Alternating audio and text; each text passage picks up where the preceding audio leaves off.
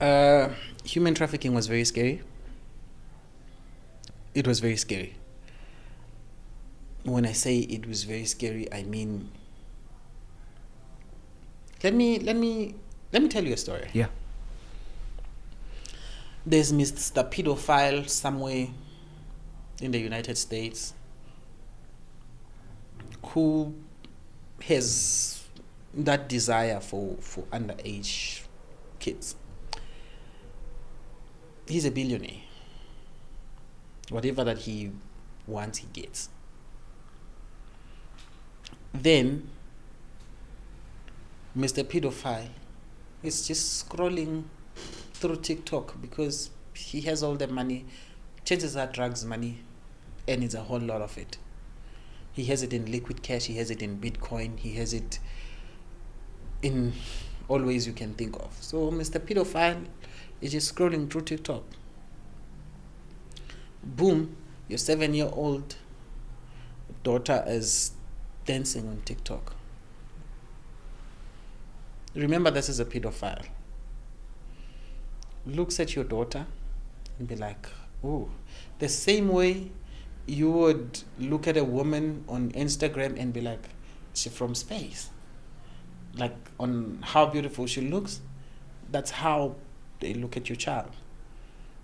I'd be like, you know what, I like this kid.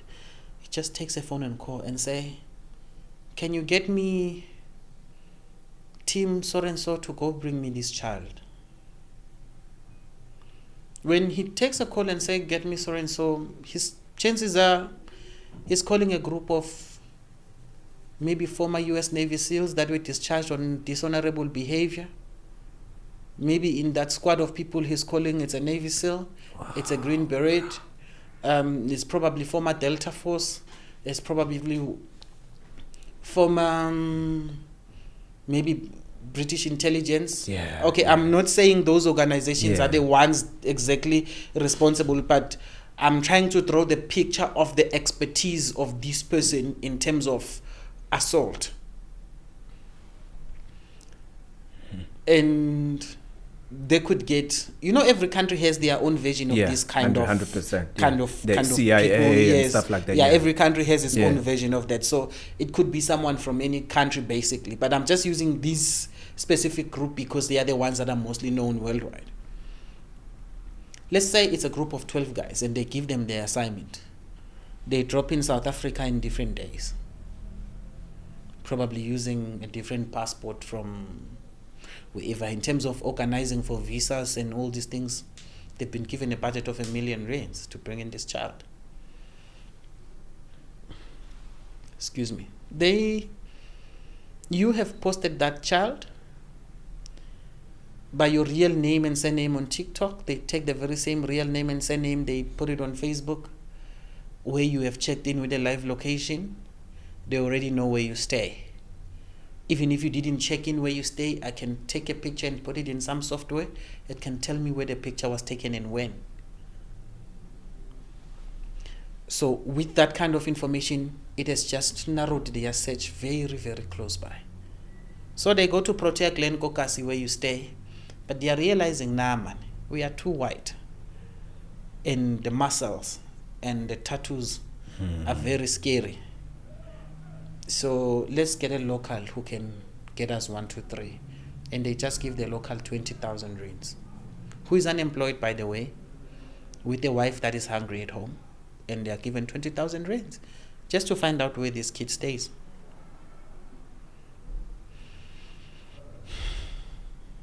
How long would it take you to find a kid in your own hood?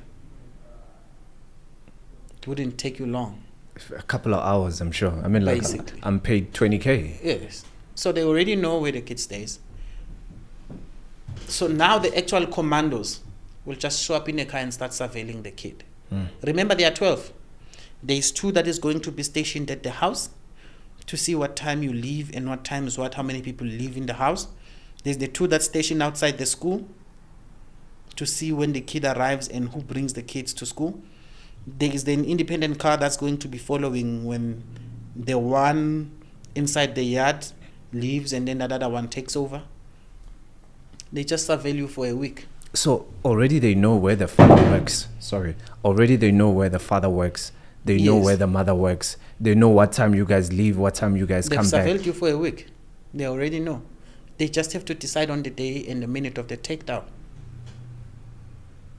Sure, bro, that is so scary. So one day the kid just goes, "Hey, I'm the Makulen." Then the kid goes to the tuck shop. They just need to clap that kid once and that kid is gonna pass out. Just grab the kid, throw the kid in the car and drive pretty fast. After turning a few blocks, throw the kid in a chopper, the chopper takes off. Just leaving only one guy in the car, who is a very good Vin Diesel and who can do the getaway very quickly and real fast. He drives that car to get out of the society. He goes somewhere, he peels off the paint. If the car was blue, then now the car is red.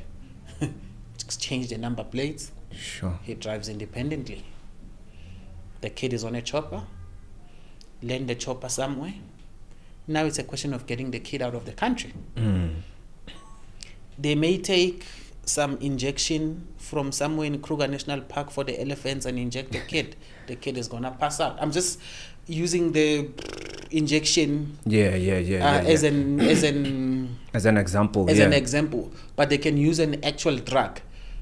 Remember who these people are and what they have done in the past. These are monsters.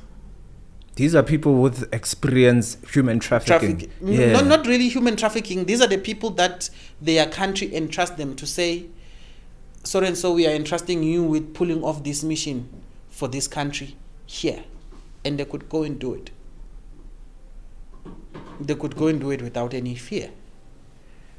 And they were discharged due to dishonorable behavior, which could be staged. They may be good men of morals. They could be bad people. And they have children at home that are expecting bread. And since daddy has been discharged due to dishonorable behavior, they don't have any food. So daddy must make a plan. And what does daddy know?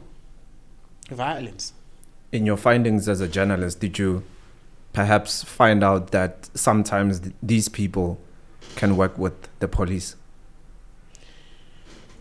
They don't need to.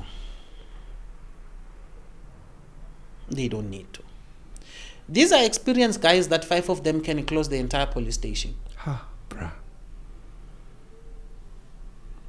Look, it is one thing to shoot at a target that is there when you're at the shooting range. Pow, pow, pow, pow.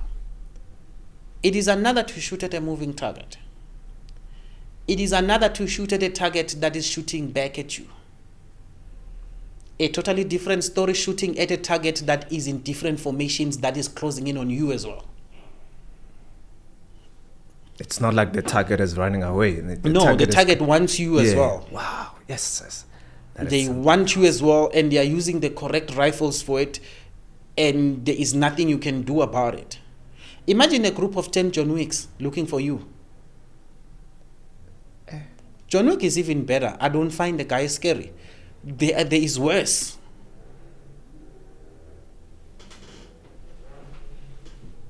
So now they have the kid in the chopper.